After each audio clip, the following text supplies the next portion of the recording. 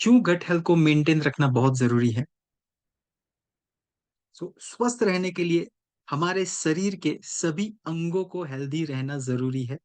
Same उसी तरीके से इंक्लूडिंग गट हेल्थ को भी हेल्दी रखना बहुत जरूरी है। और हमारी लाइफस्टाइल हमारी लाइफस्टाइल की वजह से हमारी गट हेल्थ पर उसका बहुत बार नेगेटिव इफेक्ट भी होता है। इसी वजह से हमें हेल्दी और एक्टिव लाइफस्टाइल जो है उसको फॉलो करना बहुत जरूरी है। नाउ हेल्दी गट यानी कि गैस्ट्रो इंटेस्टाइन बिल्कुल तंदुरुस्त है, यानी कि हमारा जो पाचन तंत्र है ना, वो उसमें कोई परेशानी नहीं है। ठीक है। सो हमारी गट हेल्थ हमारे पूरे बॉडी को कहीं ना कहीं पे इफेक्ट करती है, इसीलिए गट हेल्थ को बेहतर रखना बहुत जरूरी है। हमारा खाना पीना, हमारा रहने सहने का तरीका, हमारा फुल लाइफस्टाइल, हमारी हैबिट्स, ये सारी चीजें जो है वो कहीं ना कहीं हमारे गट हेल्थ पर इसका इफेक्ट होता है। इसके साथ में और ये कहीं न कहीं उसको इफ़ेक्ट नेगेटिव वे में भी कर सकती है। इसीलिए हमें इसके बारे में अच्छे से समझना बहुत ज़रूरी है। अब जैसे कि हमारे शरीर में, हमारे बॉडी में बहुत सारे शरीर के अंदर बहुत सारे बैक्टीरियाज़, वायरस और फंगस ये रहते हैं। और ये सभी हानिकारक नहीं होते, बल्कि इसमें कुछ अच्छे भी होते हैं और कुछ खराब बैक्टीरिया भी होते हैं। ओके? और इन सभी से मिलकर बनती है हमारी गट हेल्थ। अब बैक्टीरियाज हमारी पूरी बॉडी में वैसे तो होते हैं, लेकिन सबसे ज्यादा बैक्टीरियाज जो होते हैं वो हमारी आंत में और हमारे कॉलोन में होते हैं। और ये हमारे डाइजेस्टिव सिस्टम का बहुत ही एक अहम हिस्सा है।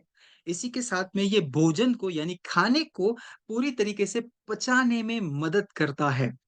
और जैसे कि अगर हमें अपनी गट हेल्थ को इम्प्रूव करना है, तो हमें अपने खाने-पीने में, डेली डाइट में कुछ ऐसे फूड्स को हमें ऐड करना चाहिए, जिस वजह से हमारे शरीर में जो मौजूद हेल्दी बैक्टीरियाज़ है ना, उसकी संख्या बढ़ सके या उसकी संख्या बढ़ाने में मदद कर सके। ओके? क्योंकि अगर हमारी बॉडी में हानिकारक जो खराब बैक्टीरियाज़ है, अगर उसकी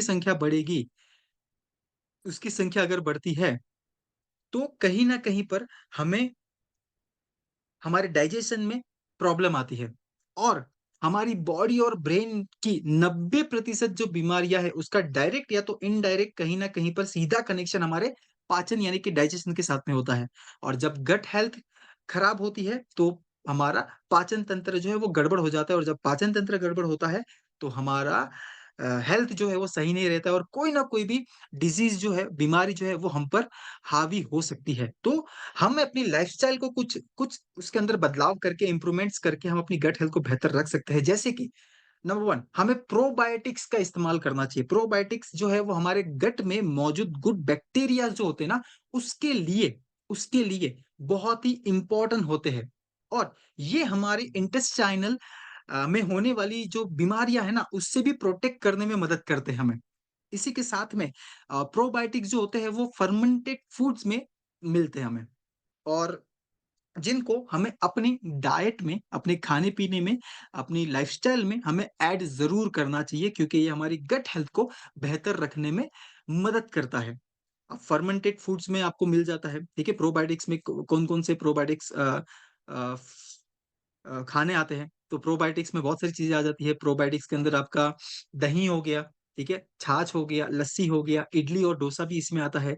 इवन पनीर हो गया इसके अंदर, पत्ता गोभी हो गया, चॉकलेट आता है, ढोकला आता है, ठीक है? चुकंदर की कांजी है, वो आता है इसके अंदर। इसके साथ में एप्पल होता है, बनाना में भी आपको प्रोबायोटिक्स मिल जाएगा, ठीक है? प्याज में होता है, अंजीर में होता है, सोया मिल्क में होता है, ऑलिव्स में होता है ये। चॉकलेट में डार्क चॉकलेट, यस। इसके अंदर भी आपको मिल जाता है, फिर गार्लिक के अंदर ये आपको मिल जाता है। इसके साथ में जो भी फर्मेंटेड फूड्स है इसके अंदर आपको प्रोबायोटिक्स मिलते हैं। अब प्रोबायोटिक्स जो है, प्रोबायोटिक्स ये हमें हेल्प करते हैं कई सारी चीज़ों में, जैसे कि हमने यहाँ देखा। तो स जो सेकंड पॉइंट है, सेकंड पॉइंट इस चीज़ को लेकर के हमें अपने खाने-पीने में, हमें अपनी डाइट में फाइबर ऐड करना बहुत ज़्यादा ज़रूरी है। फाइबर को ऐड करना, राइट? वो फाइबर जो है, अब ये हमें हेल्प कर रहा है, फाइबर हमें हेल्प करता है कि हमारा खाना पचने में और एब्ज़ॉर्प्शन की प्रक्रिया के लिए बहुत ज़रूरी होता है। अब फाइबर की वजह से फाइबर की वजह से क्या होता है, खाना जो है ना हमारे इंटेस्टाइन में बहुत आसानी से मूव कर पाता है और इस वजह से जो भी पाचन से जुड़ी प्रॉब्लम होती है ना, जैसे कि कॉन्स्टिपेशन खास करके, वो होने का रिस्क बहुत ही कम हो जाता है। और हमको अपनी डेली खाने-पीने में फाइबर जो है वो ज़रूर ऐड करना चाहिए, ये बहुत ज़रूरी है। फाइबर्स जैसे कि होल ग्रेन्स में हमें मिल जाता है, दाल में हमें मिल जाता है, सीड्स में हमें मिल जाता है, नट्स में हमें मिल जाता है, फ्रूट्स में हमें मिल जाता है। ओके? तो ये चीज़ें हैं जो हमें ये करनी चाहिए। इसके साथ में पानी की कमी नहीं होने देना, यानी पानी अच्छे से पीना बहुत ज़रूरी है, क्योंकि शरीर में जो पानी है, पानी की कमी की वजह से भी बहुत सारी हेल्थ प्रॉब्लम होती है। जैसे कि हमारी गट हेल्थ पे भी उसका इम्पैक्ट होता है। अब पानी जो है वो कॉन्स्टिपेशन जैसी जो परेशानी है ना, उसको भी कम करने में मदद करता है और साथ ही साथ खाने पचाने में भी बहुत ही हेल्पफुल है वाटर इनटेक। इसीलिए हमें डेली बेसिस पर अपनी बॉडी वेट के अकॉर्डिंग जो रिक्वायर है वो वाटर इस्तेमाल करना बहुत ज़रूरी है। इसके बाद हमें क्या पॉइंट्स का भी ध्यान देना चाहिए, हमें प्रोसेस्ड फूड्स जो होते हैं वो हमें नहीं खाना है। उसका हो सके इतना कम से कम इस्तेमाल करना चाहिए। क्यों? क्योंकि प्रोसेस्ड फूड्स जो है या कोई भी फास्ट फूड्स है, जंक फूड्स है, अल्ट्रा प्रोसेस्ड फूड्स है, ये सब क्या है? ये हमारी घट में जो पाए जाने वाले जो बैक्टीरिया है, जो कि हानिकारक यानी कि बैड बैक्टीरियाज़ है ना, उसकी संख्या को बढ़ाता है और जिनकी वजह से क्या होगा, जो डाइजेशन से रिलेटेड इश्यूज़ है, प्रॉब्लम है, वो आ सकती है। गट इन्फेक्शंस जैसी परेशानियाँ जो है, वो आने के चांसेस भी बढ़ जाते हैं। लेकिन हमारी लाइफ़स्टाइल ऐसी हो चुकी है आज के समय में कि हम ज़्यादातर मात्रा में processed food, fast food, junk food यही चीज़ों का ज़्यादा इस्तेमाल कर रहे हैं। ठीक है? प्रोसेस्ड फूड ये सारे फूड्स में पैकेट्स फूड ये सब में आपको पता है कितनी सारी चीज़ें शामिल होती है।